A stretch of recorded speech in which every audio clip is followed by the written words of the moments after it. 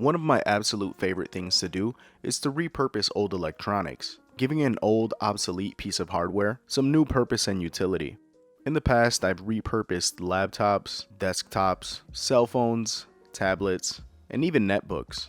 But one question I always get asked is in regard to Apple products, specifically iMacs. These beautiful machines become obsolete within about a decade or so of use, and in most cases are just discarded, which is why it's a really popular topic. What can I do to repurpose my old iMac? There's no real simple answer to that question. My response is kind of, sort of, it all depends. And what I mean by that is, different from something like a Windows PC, you can't really flush out the Mac operating system and have it running off of something else. There are some Linux distributions like Ubuntu that you could get working on the machine, but overall the Apple architecture is just built different. But one thing you can do is repurpose specific parts of the build and use them for other projects, which is what I'm going to be doing today.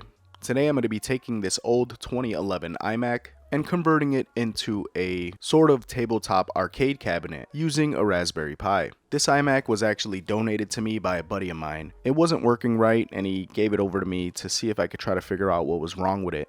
I ran some diagnostics and it was determined that it had a bad graphics card, which seems to be a pretty common problem with this model Mac. Replacing the graphics card would have been a bit too pricey for his liking, so he told me just to go ahead and keep it. Now, I'm not really going to be repurposing the machine so much as I'm repurposing the screen.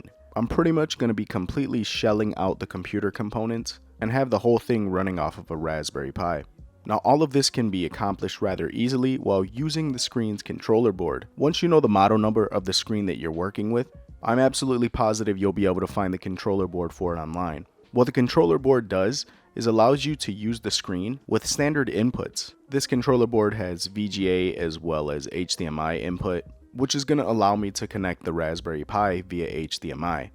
First thing we're going to do is remove the protective outer layer of the housing using a suction cup. It's held in place using magnets, so just give it a good tug and it should come right off. Then we're going to unscrew each screw holding the screen in place to the rest of the housing. Mind you, Apple uses special screws for this, so you're going to need a toolkit specifically designed for this.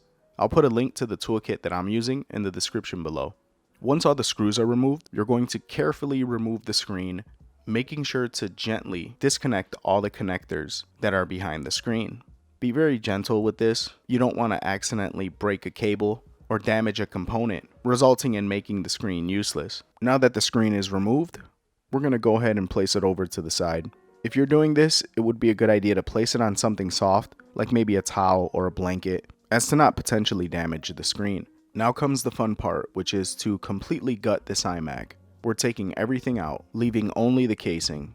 It's almost a shame to do this because this is such a beautiful machine, but we're going to make sure to save any components that we could reuse for future projects. The hard drive, the RAM, anything that can be reused, put to the side and save for a later date.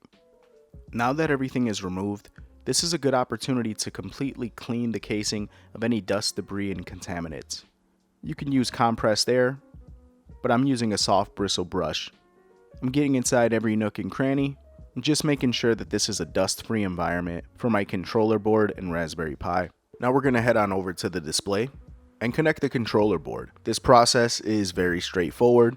All of these controller boards are pretty much plug and play. Just attach them to the right connectors and everything should go well. Now I'm also going to connect my Raspberry Pi with a RetroPie micro SD card inserted. Obviously I want arcade style controls, so this was a perfect opportunity for me to dust off one of my old Tournament Edition fight sticks from when I was hardcore into Street Fighter. Since today's overall theme is repurposing, I thought this would be a perfect choice instead of going out and buying a new arcade stick.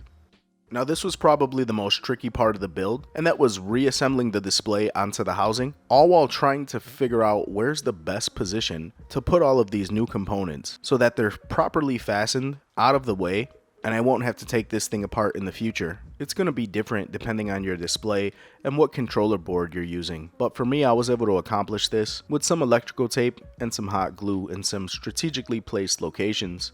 Once that was all done and everything was fully assembled, it was time to enjoy my tabletop arcade setup with this gorgeous Apple display. I also made sure I left an HDMI connector exposed so I can connect other things to it as well. It might not be a Mac anymore, but at least it can be used as a really badass monitor. Whether I connected game consoles or even other PCs to it, it's too gorgeous of a display to let go to waste. So although technically I'm only repurposing the display as well as the housing, it's still a neat and easy way to get some good use out of an obsolete product, and I have a bunch of extra components that I will be using for future projects. So if you have an old iMac lying around, instead of just tossing it, you might want to go ahead and purchase the controller board for it and use it as an extra display. Hope you guys enjoyed. Until next time, this is Ness, signing out.